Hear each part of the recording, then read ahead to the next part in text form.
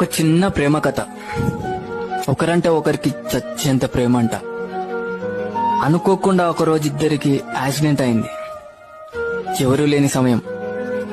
అటువైపు వచ్చిన ఒక పెద్దాయన నేను ఒక్కరిని మాత్రమే కాపాడగలను, నాతో ఎవరొస్తారని అడిగాడంట. అప్పుడు ఆ అమ్మాయి అరక్షణం కూడా ఆలోచించకుండా నేను వస్తా పదా అని వెళ్ళిపోయిందంట. అబ్బాయి చనిపోయాడు. పైకెళ్లి దేవుడితో దీనంగా ఇలా అడిగాడంట,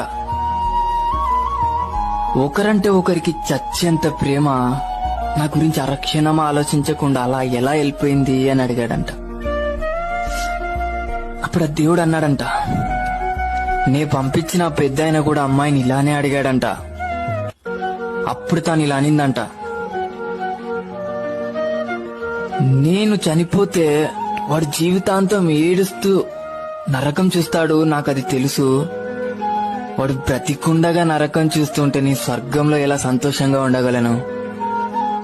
అందుకే ఆ నరకంని తీసుకొని స్వర్గాన్ని వానికి ఇవ్వాలనుకున్నా అనిందంట.